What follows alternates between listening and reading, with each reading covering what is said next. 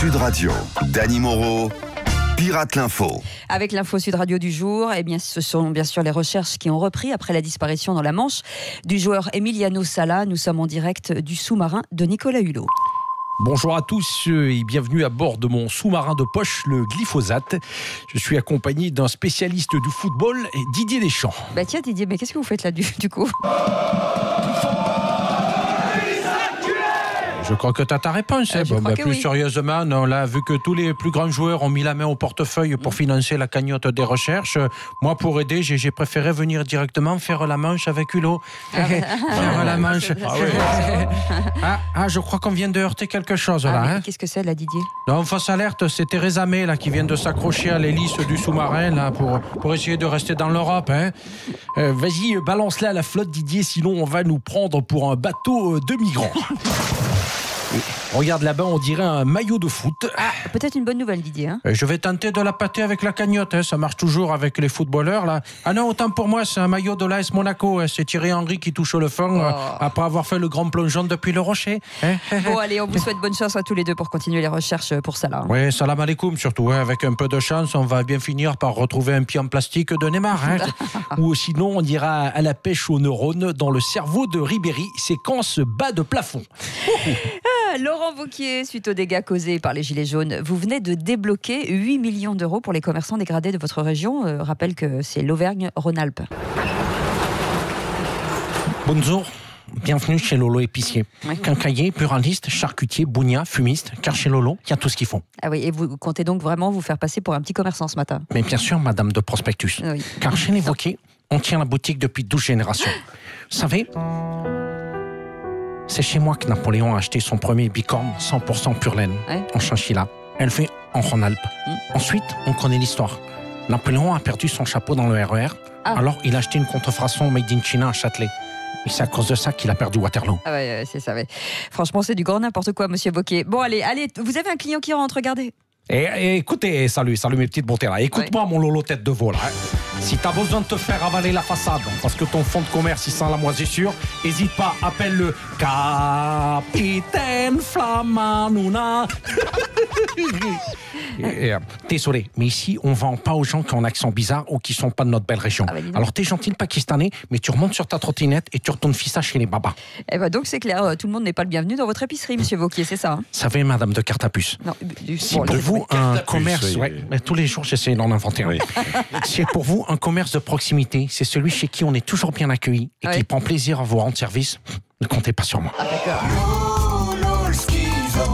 Merci monsieur Wauquiez et on retrouve ce matin François Bayrou qui anime des réunions dans le cadre du grand débat national en espérant secrètement bien sûr rentrer à Matignon. Madame 2, 3, 4 voire 5 minibus. Vous pouvez aller jusqu'à 10. Je le répète ici sur votre antenne. Parlons vrai. C'est pas moi qui fais la voix, c'est Benalla.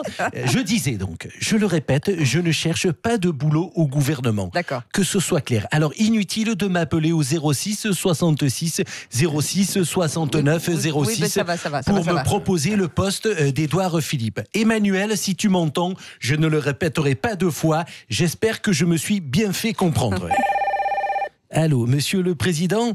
Ah non, c'est toi, maman ? Ouais, bon, raccroche là, j'entends un appel très important. Bon, c'est pas tout, madame Cécile. Je dois envoyer un courrier au président dont dépend l'avenir de la France. Et dites-moi, avec les propositions du grand débat, ils ont fait quoi, les Palois ?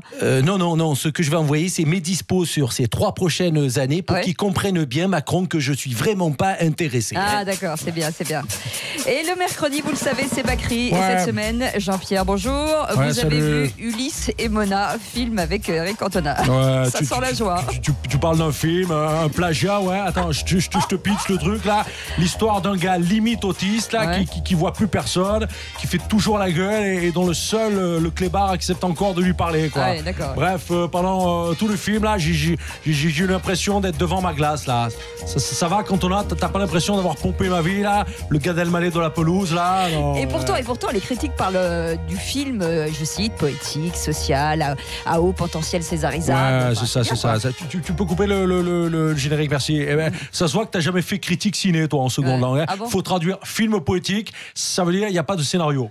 film social, que ça veut dire que le producteur avait plus une thune et qu'il a tourné dans un PMU à Belleville. Ok, et césarisable, ça veut dire quoi? C'est juste que les membres du jury ont dormi pendant la projo et du coup, dans le doute, ils crient au chef-d'œuvre et vu que personne n'osera vérifier, ils vont dire que c'est vrai. Ah regardez, ça tombe bien, Eric Cantona est là pour vous répondre. Tais-toi, Bakri, t'as rien pigé. Tu peux pas comprendre, moi, je fais l'artiste et toi, tu fais de l'art triste. Mon film, c'est comme une mouette libre qui prend son envol dans l'imaginaire du spectateur. Et sa liberté, c'est un luxe. Alors, vive la mouette et Chandon. Oui, c'est ça. Moi, je suis un poète, tu vois. La mouette et Chandon. Et on termine le mot de la fin, bien sûr, c'est Laurent Delahousse. Après 12 saisons de succès et de modestie, c'est fini pour Un jour, un destin. Oh non. Le dernier numéro de mon émission culte s'intitulera sobrement Un jour, un destin, moi-même, mon nombril, mon brushing. C'est par un matin froid de janvier que le petit prince du journalisme de France Télé apprend que son émission phare du service public va dégager de France 2. Aussitôt, Lolo rajuste sa mèche et s'exclame « Ça fait mal à mon petit cul taille 36 ». Mais c'était sans compter sur les bonnes fées qui se penchent sur le berceau de Lolo. Et là, miracle, le lendemain, le monde entier apprend avec émerveillement que son émission reviendra finalement en prime sur France 3. C'est bien. Salut, c'est Dexter Drucker. Putain, il n'est pas prêt de dégager de la housse, hein. Ça fait vraiment mal au cul. Hein. Allez, viens, petit enculé, je t'invite à déjeuner. Magnifique. Je vois que c'est toujours au beau fixe au niveau des relations. Merci beaucoup. Dany Moreau, qu'on retrouve en podcast sur sudradio.fr. Et demain matin, à la même heure, restez avec nous, 8h25, c'est Sud Radio.